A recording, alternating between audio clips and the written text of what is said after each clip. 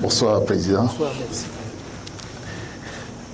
Je suis consultant spécialisé dans la logistique d'optimisation de gestion des entreprises et des entités diverses, et bien évidemment également en transport. J'ai deux préoccupations, l'une en matière de logistique et l'autre en matière de transport. Nous avons constaté, et vous le savez, le pays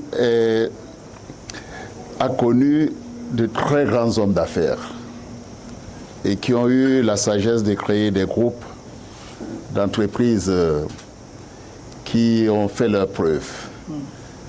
Malheureusement, aujourd'hui, nous constatons que ces groupes soit disparaissent ou sont en voie de disparition.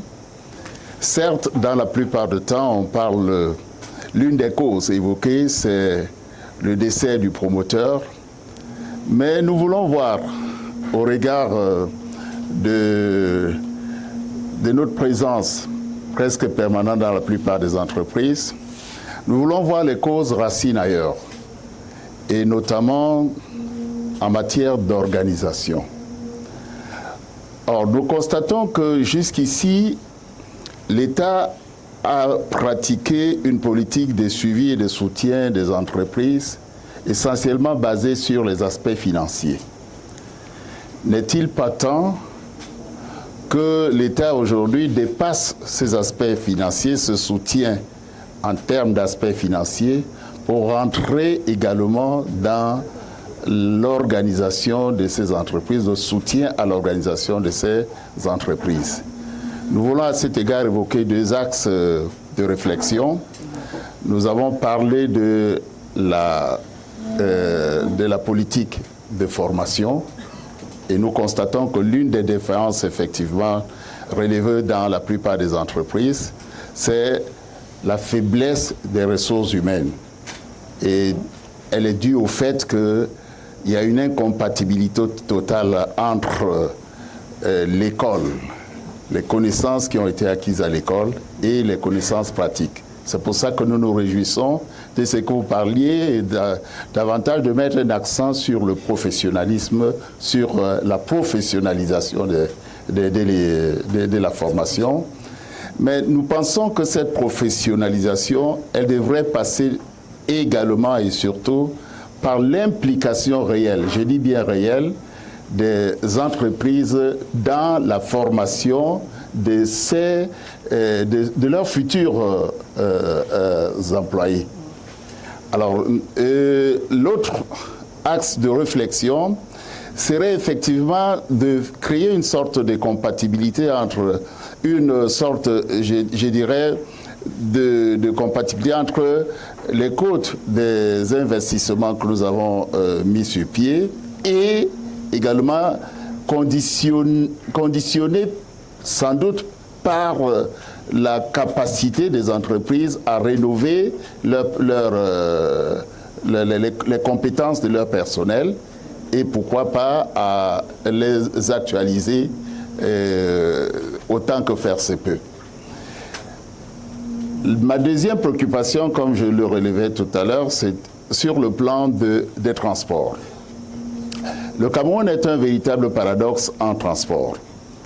Quand vous constatez, et nous avons eu la première chaîne de transport national, et c'était une fierté pour nous, avec Camship en mer, Camouin dans les airs, la Socamac comme l'entreprise de logistique portuaire, et la régie Fercam, le Camtener pour le transport routier, etc. Cette chaîne, nous avons eu l'opportunité d'exposer le modèle, ce modèle de développement, ce modèle dans des pays africains qui aujourd'hui, partant de ces modèles, sont devenus ont tiré énormément profit de ce modèle pendant que nous avons fermé nos entreprises. Est-ce que, véritablement, il ne serait pas possible aujourd'hui d'envisager, connaissant d'ailleurs le coût du transport et de la logistique dans le prix des revenus de la marchandise, est-ce qu'il n'est pas temps d'envisager de revoir cette chaîne, peut-être pas sous la forme étatique, mais sous une forme avec collaboration des chargeurs que sont les entreprises? Je voudrais également revoir que nous parlions de la dichotomie qu'il y a entre les transports, notamment le ministère des Transports, et le ministère des Travaux publics, notamment en matière des infrastructures. Quand vous regardez aujourd'hui le paradoxe qu'il y a entre dans les tests de protection du patrimoine routier, on dit il faut réduire autant que faire se peut les charges à l'essieu, c'est-à-dire c'est les axes qui portent du véhicule qui porte la marchandise. Alors, et au total, vous réduisez la quantité de marchandises transportées par véhicule. Est-ce que ce n'est pas paradoxal au moment où le transport, on pense davantage plutôt à la massification, c'est-à-dire la capacité de transporter le maximum de charges sur une unité de charge. Et sous prétexte qu'en le faisant, ça détériore les voies routières. Or, aujourd'hui, l'expérience démontre que la configuration des véhicules, la configuration technologique des véhicules peut très bien être une source pour éviter la détérioration des voies routières. Et également, il faut reconnaître que ne pas transporter de grandes masses, ce serait plutôt contraire à la logique, et donc c'est naviguer à contre-courant. Les tests aujourd'hui qui gèrent cette limitation de poids, encore qu'on va vers le transport de vrac qui ne connaît pas dont on ne peut. Quand vous regardez un tout petit peu, pour que je sois précis, Président, quand vous regardez les véhicules qui transportent les sacs, les marchandises en sachet, vous voyez que l'arrimage est serpenté parce qu'on veut mettre le maximum sur l'essieu qui transporte la plus grande charge. Est-ce que ça peut se faire en vrac? En vrac, ce n'est pas possible. Or, aujourd'hui, tout le monde va vers le vrac parce que c'est le mode de transport le plus approprié et qui permet de transporter. Comme on ne peut pas faire des équilibres dans le vrac, n'est-ce pas paradoxal de continuer encore à s'appuyer sur des tests qui sont totalement désuets et dépassés? À cet égard, nous aurions souhaité qu'il y ait une véritable combinaison des deux modèles, le modèle de transport et le modèle de création, de construction des infrastructures. Est-ce que vous ne pensez pas qu'il faille réellement se pencher sur cette réforme du modèle de transport et du modèle de construction des infrastructures? Merci, Président. Merci beaucoup. Merci beaucoup de cette intervention extrêmement technique. Il faut bien connaître le secteur pour s'aventurer à des réponses très précises. Néanmoins, pour ce qui est de la vision générale, pour ce qui est de la politique d'ensemble, je ne peux que partager votre avis en ce qui concerne la chaîne de transport, la chaîne logistique. C'est extrêmement important. Je pense aussi que ça fait partie des choses qu'on nous a amenés à faire, à détruire, sans nous rendre compte qu'on était en train, en réalité, de s'attaquer à des fondements de l'économie camerounaise. Le fait que, alors que très tôt, nous avons été l'un des tout premiers pays en Afrique, francophone et anglophone confondus, si on met de côté l'Afrique du Sud et les pays de l'Afrique du Nord, à avoir un système complet de transport, c'est-à-dire aérien, maritime, terrestre et avec le système de transport par conteneur. Ça, c'était... Aucun pays, d'ailleurs, nous est si attaqué. Au lendemain des indépendances, ce n'était pas quelque chose que l'on considérait comme étant à la portée des Africains. Nous l'avons fait en créant la Cameroon Airlines. Nous l'avons fait en créant la Camship, Cameroon Shipping Lines, pour le transport maritime. C'était un pavillon qui nous rendait fiers. On était un des rares pays africains à battre pavillon en mer et qui ne fut pas des pavillons de complaisance à l'époque.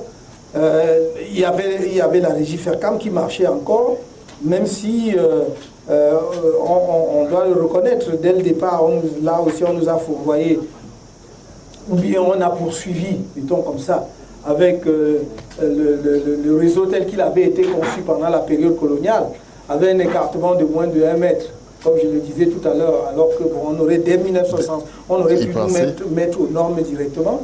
On va reprendre tout ça à zéro, parce que de toute façon, on ne peut pas continuer avec ces réseaux-là. Ça ne marche pas, c'est pas bien. Et donc, je suis d'accord avec vous. Maintenant, vous avez, heureusement, suggéré vous-même la solution, parce que dans le temps, tout ça, toute cette architecture-là a été faite par l'État. Il faut vraiment, maintenant que le secteur privé national commence à entrer dans ces secteurs-là. Absolument. Parce que même l'État y est entré en réalité par rapport à la politique de l'époque, qui était une politique visionnaire, je dois le reconnaître. Moi, dans les années 70, ce qu'on a fait dans les années 70, c'était visionnaire. Je ne porte pas de jugement sur le régime politique, mais sur le plan économique et sur le plan des stratégies de développement, il n'y avait pas mieux, il n'y a jamais eu mieux. Il faut vraiment que... Voilà.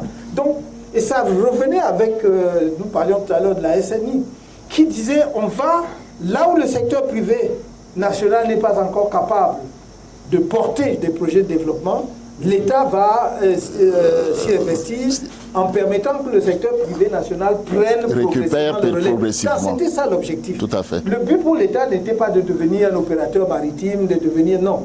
Malheureusement, on a très mal compris. Et ceux qui ont voulu détricoter l'économie camerounaise, je n'ai pas un autre mot, à la première occasion, se sont jetés justement. Quand je dis, ce n'est même pas uniquement les nationaux, ce n'est pas même pas forcément nos compatriotes. Ce qu'on peut reprocher à nos compatriotes, c'est d'avoir manqué de hardiesse pour dire oui, vous voulez ça, mais nous, on ne peut pas. Voilà. C'est ça c'est quelque chose qui nous a été amené vraiment de l'extérieur. Et jusqu'aujourd'hui, je peux vous dire, moi, ma réflexion n'a pas encore abouti. Je n'ai jamais compris pourquoi il y a eu cet acharnement pour détruire l'économie et l'industrie camerounaise à partir des années 90, dès qu'on a dit qu'on fait 80, fin 80, l'ajustement structurel et tout. J'ai jamais vu ça. Je parlais tout à l'heure d'un jeune qui m'interpelle à Yaoundé fait électronique. Je lui ai dit, mais est-ce que vous savez qu'on avait Équatorial électronique? Bien sûr. Nous étions l'un des rares pays en Afrique subsaharienne, en dehors du Nigeria. Et peut-être à être dans l'industrie de l'électronique. Bien sûr. Et aujourd'hui, c'est nous qui devions fabriquer les téléphones, les Android, je ne sais pas moi, tout ce que vous dites là. Mais ça, c'est ce qu'on a mis à bas. On a abattu tout de suite, on a fermé ça. Mais parce que les autres voient voir ce que nous ne voyons pas. Et c'est ce que je dis, sans vanité aucune. Nous sommes là pour ouvrir en tout cas pour dire à la jeunesse camerounaise, ouvrez les yeux. Ce que nous voyons un peu là, nous voulons qu'on voit ensemble. Parce que nous, on part. Mais il faut que vous voyez ce qui se profile à l'horizon. C'est ça le truc. Et je reviens donc pour dire, vous avez absolument raison. Et nous devons promouvoir le secteur privé national dans ce secteur. Regardez ce que, justement, des compagnies étrangères ont gagné et gagnent encore au Cameroun dans la logistique. Regardez vous-même. Absolument. Et voilà. Et donc vous touchez un secteur de l'économie crucial, un secteur crucial en plus parce que c'est un des secteurs... des leviers pour l'économie. Voilà. Donc nous devons regarder et voir comment vraiment inciter le secteur privé camerounais à investir là-dedans.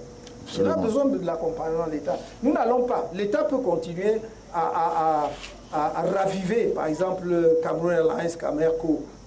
Mais si on le fait pour faire une gestion bureaucratique, on n'aura pas avancé. Jamais une compagnie qui va fonctionner. Regardez comme nous sommes parmi les pays. Quand je suis toujours épaté quand je vois il y a des pays francophones qui arrivent à faire des compagnies aériennes qui marchent. Mais il n'y a pas dans les pays francophones, bon, on n'est pas que francophones, on est francophones et anglophones. Tant mieux d'ailleurs pour nous. Mais il n'y a pas, en tout cas laissons même la francophonie et l'anglophonie, mais disons simplement qu'il n'y a pas de pays africains, notamment subsahariens, où les gens voyagent autant que les Camerounais. Prenez toutes les compagnies. C'est vrai. Qui remplit toutes les compagnies là, c'est les Camerounais.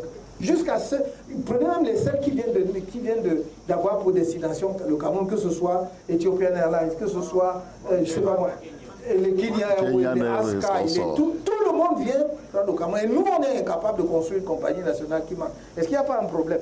Donc, parce que, justement, tout le monde sait que nous ne gérons pas notre compagnie nationale comme une entreprise.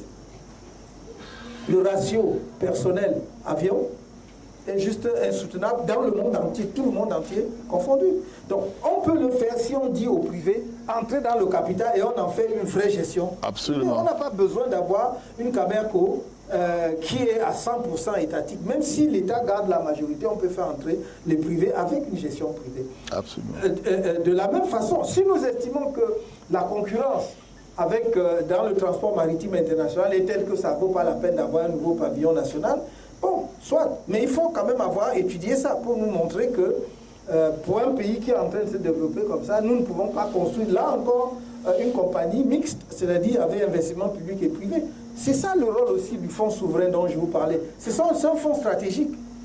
L'État doit être en mesure de dire, dans 10 ans, je veux que les privés camerounais prennent une compagnie de transport maritime camerounaise, des privés camerounais. Absolument. Et entrent dans le capital avec la société de la SNI, ou le fonds souverain, en disant, vous n'avez pas de l'argent, mais débrouillez-vous pour trouver 40% du capital. Moi, j'apporte 60%. Et on va mettre ça en mer. Absolument. On peut. Donc, là-dessus, je suis entièrement d'accord avec vous. Maintenant, pour ce qui est du transport à l'essieu, je dois être humble pour dire je ne connais pas techniquement le sujet. Donc, je ne m'aventure pas sur des sujets que je ne connais pas bien.